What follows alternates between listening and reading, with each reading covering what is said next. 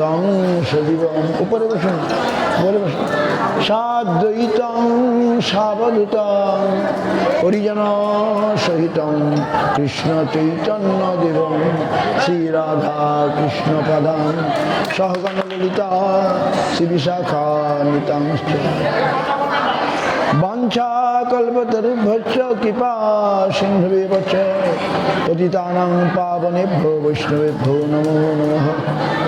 শ্রীকৃষ্ণ চৈতন্য প্রভু নিত্যানন্দ শ্রী অদ্বৈত গদাধর শিবাসাদি গৌর ভক্তবৃন্দ।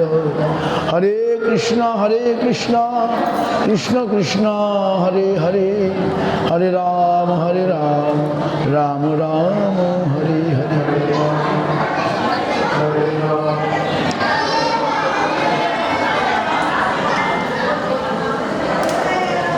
তো আজ জগন্নাথ মিশ্রের আনন্দ উৎসব।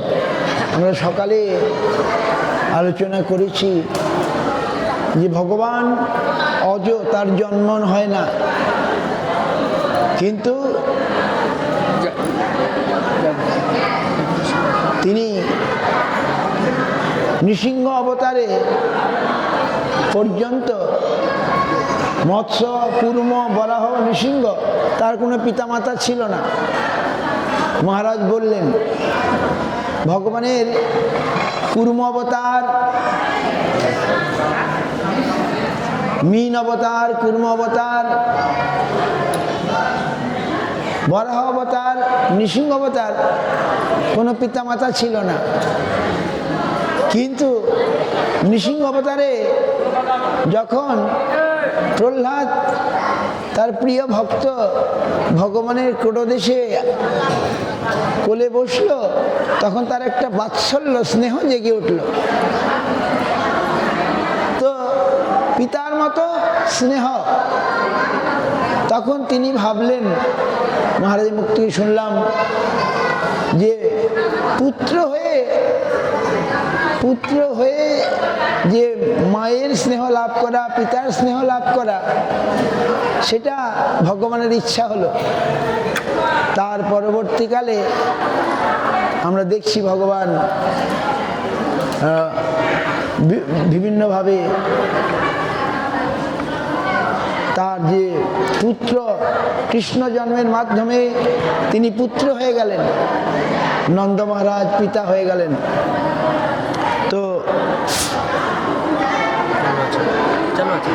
তো এভাবে just this morning we heard very nice Maharaj Shuddhadvaita Maharaj told Bhagavan Ajo, he has no birth, but for sometimes he manifesting, he taking birth. See, up to Matsya, Kurma, Varaha, Nrisingha, he has no father, and Narayan has no father. But when Prahlad seated in his lap, then Nrisinghadev got some affection. So he gives so much affection to Nrisinghadev.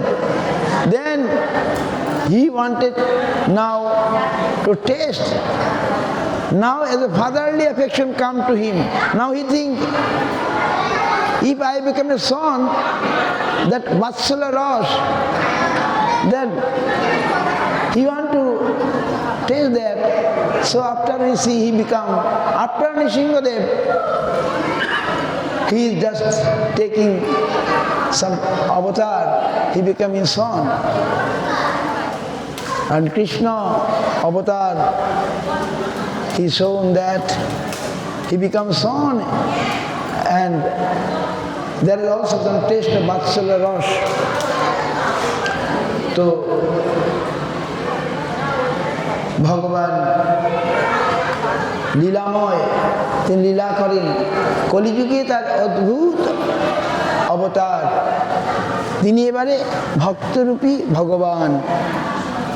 আমরা সকালে বলেছিলাম সাধু পাওয়া কষ্ট বড়, জীবেরে জানিয়া সাধু গুরু রূপে কৃষ্ণ আইলা নদিয়া। আমরা কে সাধু চিনতে পারি না, আমরা সাধু কি করে বুঝবো? তো ভগবান আমাদেরকে সাহায্য করার জন্যে তিনি নিজেই সাধু হয়ে আসলেন। সাধু গুরু রূপে কৃষ্ণ আইলা নদিয়া। জগদানন্দ পণ্ডিত and Prema Vivarta, he told about Mahaprabhu that Bhagavan become sadhu. Bhagavan become sadhu,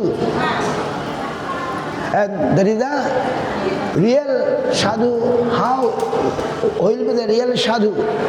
To show this avatar, Ram avatar, he shown a king. How will be a king? Ram avatare তিনি দেখালেন একজন রাজা কেমন হবেন, আর গৌর অবতারে তিনি নিজে সাধু গুরু সাজলেন। We discuss, Guru Maharaj composed a nice slok, Guru Rupam Haring Gauram Radha Ruchiru Chapritam Nityam Nomi Navaddipe Nama Kirtana Nartanoi.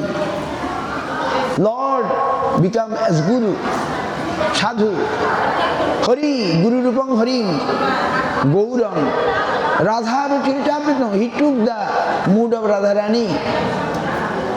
Gaur, he became Gaura. Nityam Nomi, his eternal pastime going on in Navadvip. What pastime? Not Nama Kirtana Nartanoi, Nam Kirtan Lila. তিনি এক অদ্ভুত লীলা করলেন। এবারে তিনি গুরু রূপে আসলেন, হরি এবার গুরু রূপে আসলেন, ভক্ত রূপে আসলেন, আর রাধার ভাবকে অঙ্গীকার করে রাধা রুচি চাবৃতম, রাধা চুরি আবৃত তার ভাব। রাধা তিনি কৃষ্ণ হয়ে কৃষ্ণ অনুসন্ধান করছেন, কোথায় কৃষ্ণ, কোথায় কৃষ্ণ প্রাণনাথ, কাহা যাও কাহা পাও মুরলী মদন। তিনি এইভাবে অনুসন্ধান করছেন। তিনি ভক্ত হয়ে ঈশ্বরপুরী পাদের কাছে গেছেন। ভগবান ভক্ত সেজে গিয়ে বলছেন, আমাকে দীক্ষা দাও, সংসার সমুদ্র হইতে উদ্ধার হমরে, এই আমি দেহ সমর্পিলাম তোমারে, কৃষ্ণপাদ পদ্মের অমৃত রসপান, আমারে করো তুমি এই চাহিদান। মহাপ্রভু সাধু, কেমন সাধু? তিনি গয়াতে গেলেন পিতার পিণ্ড দিতে, আর সেখানে ঈশ্বরপুরী বাদকে দেখে তিনি বললেন, গয়া যাত্রা সফল আমার, যদ্যপি দেখিলাম চরণ তোমার। আমাদের শিক্ষা দেওয়ার জন্য কত সুন্দর কথা বলছেন, যে আমি যে তীর্থে আসলাম, তীর্থযাত্রা আমার সফল হয়ে গেল যখন আমি ঈশ্বরপুরী পাদের মতো সাধুকে দেখতে পেলাম। তীর্থে পিণ্ড দিলে নিস্তরে পিতৃগণ, তোমা দেখিলে কুটি পিতৃগণ পায় বিমোচন।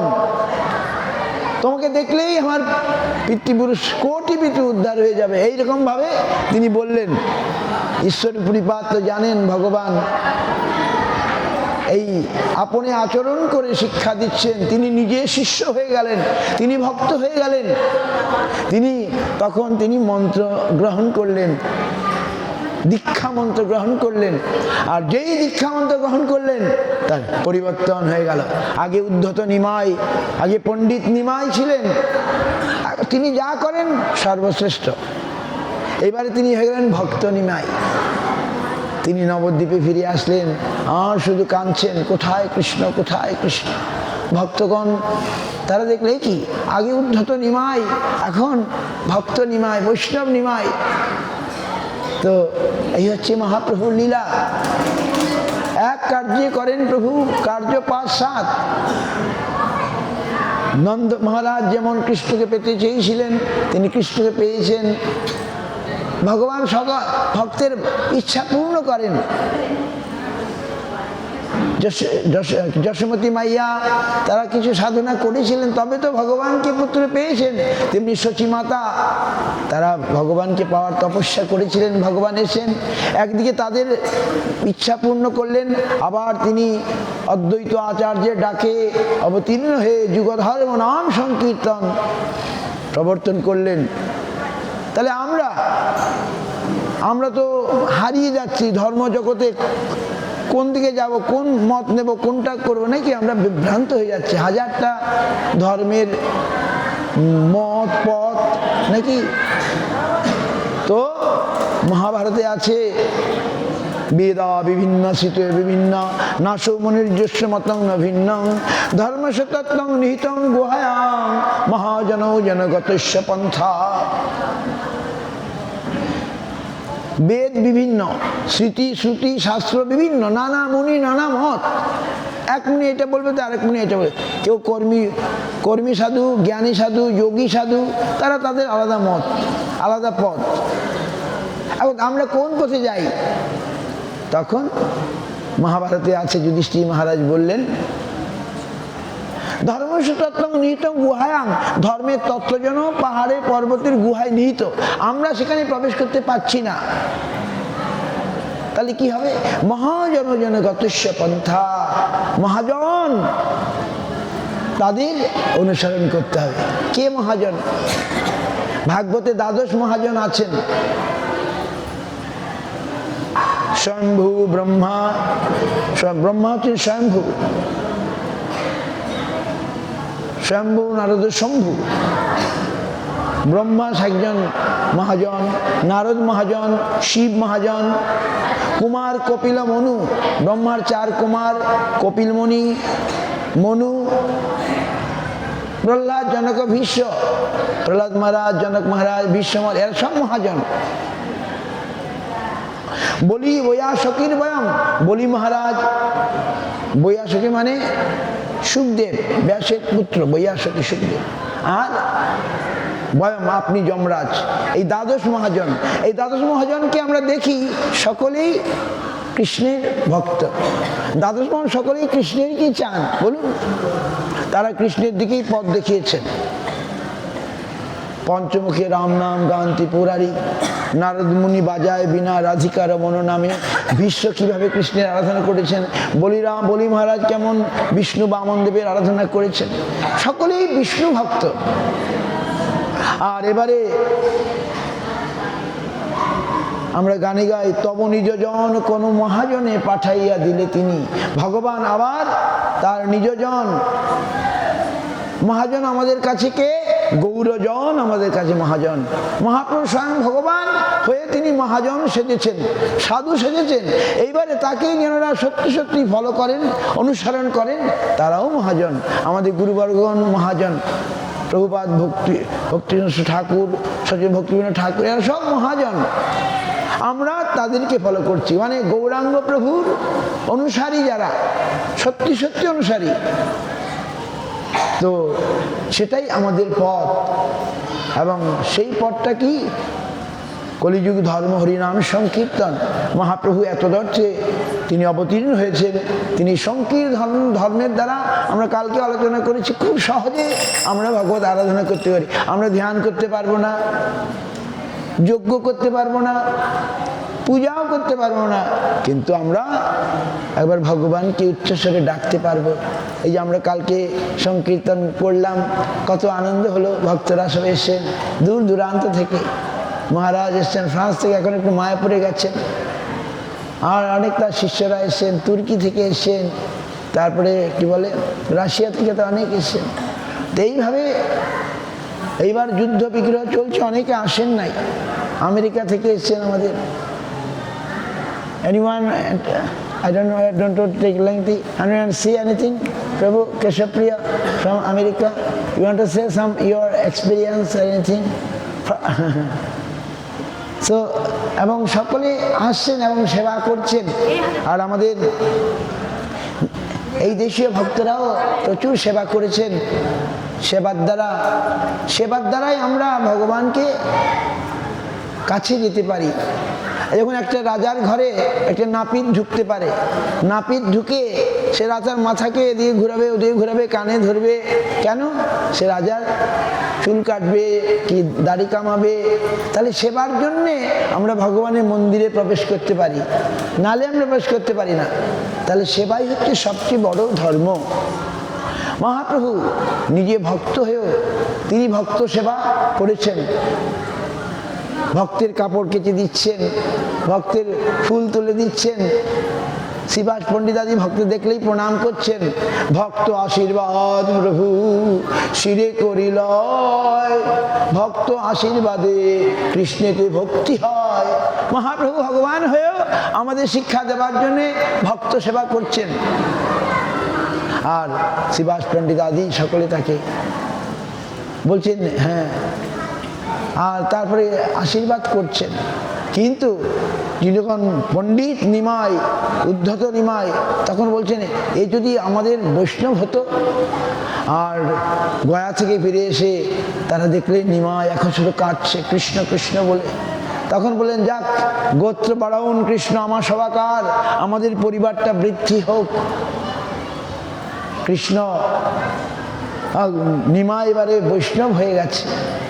তারপর আমাদেরই জন্য আবার তিনি সন্ন্যাস গ্রহণ করে শ্রীকৃষ্ণ চৈতন্য নাম ধারণ করে তিনি চলে গেলেন। নবদ্বীপবাসী অনেকে না কিছু, অনেকে চিনতে পারেনি, প্রতিবেশী মনে করেছিল সচি পিসির ছেলে। তারা অপরাধ করেছিল নিমাইয়ের কাছে। নিমাই মহাপ্রভু গোপী গোপী ভাবে একদিন ভাবিত হয়ে ডাকছিলেন। তার সহপাঠী এসে বলছে গোপী গোপী বলছো কেন, কৃষ্ণ কৃষ্ণ বলো। মহাপ্রভু রাধার ভাবে তখন ভাবিত গোপীদের কথা তিনি স্মরণ করছিলেন। তারা তো বুঝতে পারেনি তিনি ওর লাঠি নিয়ে মারতে যাচ্ছিলেন। তখন তারাও উল্টে বলল না না না, আমরাও কি ব্রাহ্মণের ছেলে নই, আমরা দল বাঁধবো, দল বেঁধে নিমাইকে আক্রমণ করব, কিছু করব। তখন মহাপ্রভু ভাবলেন ছি ছি ছি, আমি উদ্ধার করতে আসলাম, এরা আমার উল্টো ভাবছে, থাক আমি আর এই অবস্থায় থাকলে হবে না, আমাকে সন্ন্যাস নিতে হবে। তাই 24 বছর বয়সে ভগবান সন্ন্যাস নিলেন। আর অনেকে এখন মহাপ্রভুকে চিনতে পারে না, তারা ভাবে তিনি একজন সাধারণ মহাপুরুষ। না, তিনি হচ্ছেন পুরুষোত্তম। এমনি মহাপুরুষের মতো দেখাচ্ছেন, তিনি আসলে কিন্তু ভগবান। ভীষ্মদেব স্তব করছেন সুবর্ণ বর্ণ হেমাঙ্গ বরাঙ্গ চন্দনাদি নদী সন্ন্যাস কৃচ্ছম শান্ত নিষ্ঠা শান্তি পরায়ণ। কৃষ্ণকে সরসজ্জায় ভীষ্ম স্তব করছেন। তাহলে বলেন সুবর্ণ বর্ণ ধারণ করে, সুন্দর দেহ ধারণ করে, সুবর্ণ বর্ণ বরাঙ্গ, সুবর্ণ বর্ণ হেমাঙ্গ বরাঙ্গ সন্ন্যাস কৃচ্ছম, সন্ন্যাস ধারণ করে সন্ন্যাস হয়ে কৃষ্ণ ভক্তির দ্বারা শান্ত নিষ্ঠা শান্তিপূর্ণ হয়ে যিনি সুবর্ণ বর্ণ হেমাঙ্গ বরাঙ্গ চন্দনাঙ্গদি চন্দন তিলক শোভিত সন্ন্যাস কৃষ্ণ শান্ত নিষ্ঠা শান্তি পরায়ণ, তিনি এই ভক্তি নিষ্ঠা জগৎকে শিক্ষা দেবেন। মহাভারতে ভীষ্মদেব স্তব করছেন, তখন তো দাপর যুগ। ভাগবতে এমনি করে বলা আছে, তখন এইভাবে বেদেও বলা আছে। রুক্মবর্ণ বিপ্রসূত বেদেও বলা আছে মহাপ্রভু ভগবান। মহাভারত আছে, ভাগবতে আছে কৃষ্ণ বর্ণং তিসা কৃষ্ণং সাঙ্গ পাঙ্গ অস্ত পার্শ্বদম যজ্ঞই সংকীর্তনের প্রায় যজন্ত হি সুমেদশ। যারা বুদ্ধিমান তারা কলিকালে এই অকৃষ্ণ মানে গৌর ভগবানকে সংকীর্তনের যজ্ঞের দ্বারা আরাধনা করে থাকেন। ভাগবতে ধ্যেয়ং সদা পরিভবগ্নম অবিষ্টদোহং তীর্থাস্পদম শিব বিরঞ্চিতং শরণ্যম ভৃত্তার্থ্যং প্রণত পাল ভবাব্ধিপুতং বন্দে মহাপুরুষতে চরণরবিন্দম। ভাগবতে নিমি মহারাজ জানতে চেয়েছিলেন কোন যোগের কোন, যে প্রশ্নোত্তরে পাড়ায় জানতে চাওয়া হয়েছিল যে কোন যোগের কোন অবতার। ভাগবতে বলা হলো এই মহাপ্রভুর কথা। ধিয়ং সদা পরিভবগ্নম অভীষ্ট, যিনি আমাদের অন্যভিলাষ দূর করেন, আমাদের অভীষ্ট কৃষ্ণ প্রেম দান করেন। ভবাবৃন্দ তীর্থাস্পদম, তিনি তীর্থস্বরূপ, তীর্থকে তিনি তীর্থ করেন। ধিয়ং সদা পরিভবগ্নম অভীষ্ট শিব বিরিঞ্চি নূতং। শিব, শিব মানে অদ্বৈত আচার্য মহেশ, বিরিঞ্চি মানে হরিদাস ঠাকুর, তারা তার পূজা করছেন। শরণ্যম ভৃত্তা, যে তার শরণ্য হয়, তার ভৃত্য, তাদের আরতি তিনি দূর করেন। ভবাব্দি পোতং, ভবা মানে সমুদ্রের পোত স্বরূপ, নৌকা স্বরূপ। বন্দে মহাপুরুষের চরণ, আমি সেই মহাপুরুষকে বন্দনা করি। তাহলে এই মহাপুরুষ সম্পর্কে ভাগবতে বলা আছে, আমরা কি করে। সুতরাং কলিযুগের আরাধ্য হচ্ছেন গৌরহরি। গৌরহরিকে আশ্রয় করে যত শীঘ্র আমরা এই সংসার থেকে উত্তীর্ণ হতে পারবো, অন্য কোনো উপায়ে সেটা হবে না। এই জন্যে অনেক বুদ্ধিমান, হ্যাঁ, সুমেধা, যারা সুমেধা তারাই মহাপ্রভুর আরাধনা করেন, যাদের স্বীকৃতি আছে, পূর্ব স্বীকৃতি আছে। আমি বলছিলাম কোথাকার কোথাকার ভক্ত, চীন দেশের ভক্ত, রাশিয়া দেশের ভক্ত, কোথাকার ভক্ত ওখানে জন্মেছেন, কিন্তু জন্ম জন্ম ধরে ধরে যারা ভগবানের সঙ্গে যুক্ত আছেন, তার জন্যে ওইখানে জন্মালেও তাদের স্মৃতিতে, তাদের স্বীকৃতিতে আছে বলে তারা এই জিনিসের জন্য ছুটে আসছেন। দেখুন, এসে পরম আনন্দ লাভ করছেন, বলছেন এইরকম জিনিস আর কোথাও আমরা পাই না, এই অনুভব। তো যাই হোক, মহাপ্রভুর আবির্ভাব উৎসব আমরা আলোচনা করেছিলাম। গঙ্গা দেবী এসে এখানে থেমে গেছিলেন 1 মাস। মাঘী পূর্ণিমা আসলেন, তারপরে গতকালের যে ফাল্গুনী পূর্ণিমা, কালকে গঙ্গা দেবী উপবাস করে, ভগীরথী বলল, মা তুমি দাঁড়িয়ে গেলে কেন, যেতে হবে তো। গঙ্গা দেবী বলল, না বাবা, আমার প্রভুর উৎসব আসছে, আমি উৎসবে থাকবো, উপবাস করব, তারপর উৎসবাদি করে আমি তোমার কাজ করতে যাব গঙ্গাসাগর। গঙ্গা দেবী সে 1 মাস ওই মায়াপুরে ছিলেন, জায়গাটা আছে, গঙ্গা আমরা স্মরণ করি। এই হচ্ছে মহাপ্রভুর মহিমা। মহাপ্রভু পরম ঔদার্য লীলা করেছেন, উদারভাবে। এখানে নবদ্বীপে অপরাধের বিচার নাই, বৃন্দাবনে অপরাধের বিচার আছে। গৌর নাম নিলে যত সহজে আমরা উদ্ধার পাবো, কৃষ্ণ নামে তার চেয়ে বেশি সময় লাগবে। আর বলছেন, নবদ্বীপ সেবিলেই বৃন্দাবন সুরে, নবদ্বীপ সেবা বিনা বৃন্দাবন দূরে। If we serve Navadvip and Gauranga, Vrindavan will automatically reveal to us. আমরা যদি নবদ্বীপ এবং গৌরাঙ্গ সেবা করি, আমরা বৃন্দাবনে যাওয়ার ভিসা পেয়ে যাব, পারমিশন, অনুমতি পেয়ে যাব। নিতাই চাঁদ সেটা দিয়ে দেবেন। নিত্যানন্দ নিজে বলছেন, ভজ গৌরাঙ্গ, কহ গৌরাঙ্গ, লহ গৌরাঙ্গের নাম রে, যে জন গৌরাঙ্গ ভজে সে হয় আমার প্রাণ রে। নিত্যানন্দের কথা। তা আমরা সেই অনুসরণ করে আমরা যদি এগিয়ে যাই, নিশ্চয়ই মহাপ্রভু আমাদের স্বীকার করবেন। নিত্যানন্দ প্রভু যদি একবার অনুমতি প্রদান করেন, এই জন্য আমরা নিতাইকে ডাকি। নিতাই আমাদের দয়া করলে গৌরাঙ্গ আমাদের দয়া করবেনই। তো আপনারা আসছেন সকলে, আমি আর সময় নিতে চাই না। আমাদের প্রসাদ দেওয়া শুরু হয়ে গেছে, প্রসাদ নিয়ে সকলে যাবেন। বাঞ্ছা কল্পতরুভ্যশ্চ কৃপা সিন্ধুভ্যেব চ পতিতানাং পাবনেভ্যো বৈষ্ণবেভ্যো। প্রসাদ দেওয়া হচ্ছে? আচ্ছা,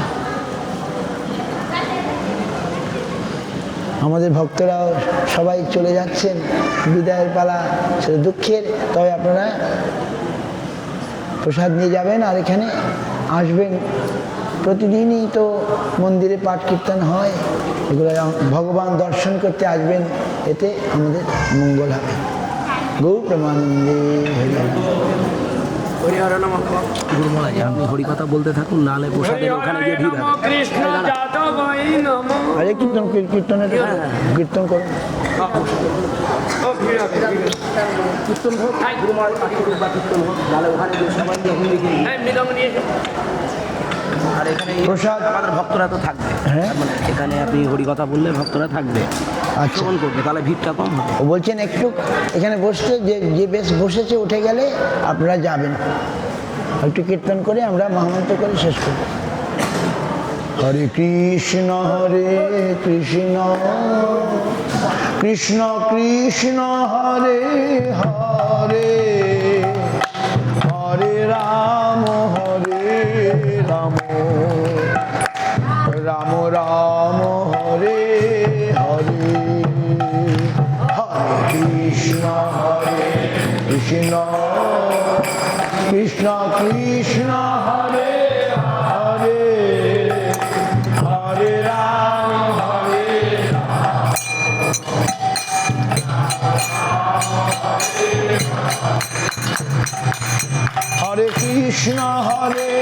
কৃষ্ণ কৃষ্ণ কৃষ্ণ হরে হরে, হরে রাম